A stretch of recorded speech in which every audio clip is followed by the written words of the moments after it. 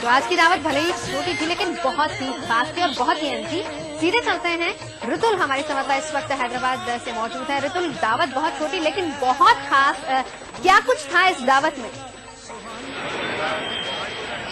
देखिए नवजोत, जैसे कि आपने बताया कि इसमें एकदम जिसको कहना चाहिए खास हैदराबादी व्यंजन थे। सानिया के पसंदीदा गोश्त के व्यंजन इसमें थे और साथ ही साथ शोएब को हमें बताया गया है कि बिरयानी बहुत पसंद है। हालांकि उन्हें बिरयानी अपनी माँ की हाथ की पसंद आती है, लेकिन हैदराबाद की बिरयानी की लज्जत ऐसी है कि जो एक बार खा लेता है न इस शहर को भूलता है न उस स्वाद को। तो खास तौर पर 2 किस्म की बिरयानी का भी यहाँ इंतजाम था, जिसमें गोश्त की बिरयानी भी मौजूद थी। और जैसे कि नवजोत आप बता ही रही थी कि जो गेस्ट लिस्ट थी वो बहुत छोटी थी। ये जो बंद दरवाजा है जो बहुत मुश्किल से आज खुल रहा है ताज कृष्णा का, इसके पीछे बहुत ही सीक्रेट तरीके से एकदम छुप कर इस शादी को जिसको लेकर इतने विवाद जुड़े हुए थे, एक तरह से ये कहिए कि एक ऐसी गुगली फेंकी कि सभी लोग क्लीन बोल्ड हो गए। किसी को समझ ही नहीं आया कि अचानक कैसे ये शादी का इंतजाम हो गया। मैंने उस काजी से भी बात की थी जिन्होंने इस निकाह को मुकम्मल किया। उनका कहना था उन्हें तक 10 बजे पता चला कि आज दोपहर में जाके उन्हें सानिया और शोएब का निकाह पढ़वाना है। जी बिल्कुल बिल्कुल। मृदुला, आपसे जानना चाहेंगे किस तरह की चहल पहल फिलहाल आप देख रही हैं वहां पर सानिया के घर के बाहर?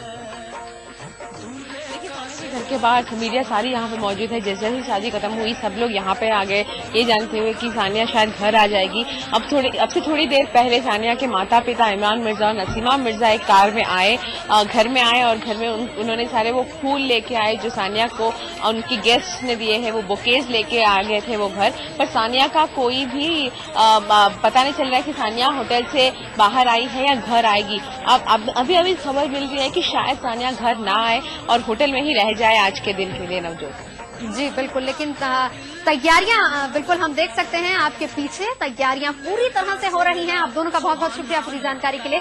तो तैयारियां हो रही हैं होटल ताज कृष्णा में, तैयारियां हो रही हैं सानिया के घर पर, शामियाने लग चुके हैं और साथ ही साथ पूरी तरह से घर को सजाया गया है। वाकई अब हम कह सकते हैं कि लग रहा है कि शादी का घर है। तो शादी हो चुकी है और निकाह आज दोपहर 1 बजे पढ़वाया काजी साहब ने और उसके बाद दावत दी गई और दावत में तमाम जो मेहमान थे जिन्होंने शिरकत की थी यहाँ पर वो भी मौजूद थे।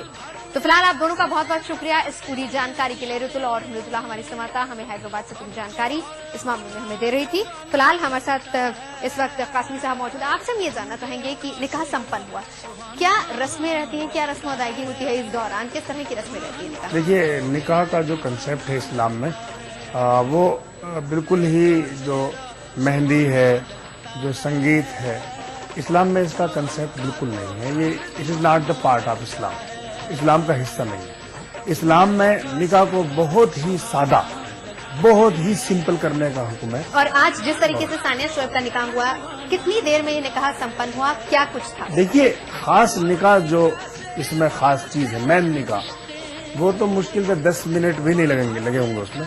10 मिनट में सिर्फ काजी आए, काजी ने एक खुतबा पढ़ा, उसमें खुतबा में 3 कुरान की वर्सेस बड़ी अहम पढ़ी जाती हैं, वो मैं आपको बताऊंगा जी। और वो फिर लड़के से काजी, लड़की का वकील, जो चूंकि इस्लाम में पर्दा होता है जी, तो वो दूसरी जगह लड़कियों में, औरतों में बैठी होती हैं। बिल्कुल। तो वो काजी के पास आते हैं, आप कौन हैं? मैं लड़की का वकील हूँ।